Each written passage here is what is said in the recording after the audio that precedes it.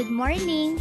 Ngayon ay isi-share ko sa inyo kung magkano ang total na nagastos namin sa panibagong 70 heads na RTL na inaalagaan namin. Ang daming nagtatanong nito, lalong-lalo na yung mga kababayan nating mga OFWs na naghahanap ng pagkakakitaan kapag sila ay nag-for good na. Shoutout po sa inyo! So, bago kami kumuha ng mga RTL ay nagpagawa muna kami ng poultry house. Ang total na nagastos namin sa pagpapagawa ng poultry house ay umabot ng 20,000. Kasama na dito ang materyales at ang labor. Ang sumunod na binili namin ay ang galvanized iron cage. 7,500 ang per set at dalawa ang binili namin. 48 heads capacity ang bawat set at kumpleto na ito sa accessories.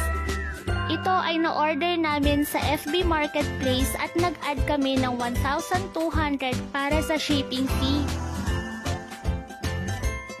Ang next na expense ay yung mga RTL. 360 pesos per head ang bili namin kaya umabot ito ng 25,200. Kami mismo ang nag-pick up ng mga RTL sa poultry farm ng supplier at nagbayad kami ng 1,500 para sa arkila ng sasakyan. Ang next na expense naman ay yung feeds.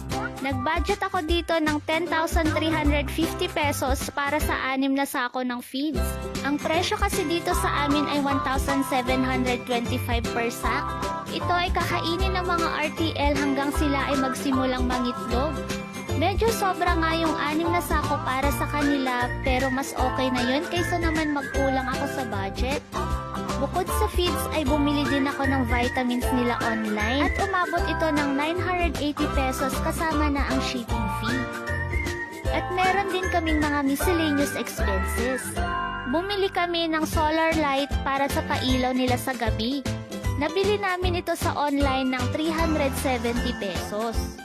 Bumili din kami ng 2 plastic container na lagayan ng kanilang feeds at water. 450 pesos naman ang isa nito.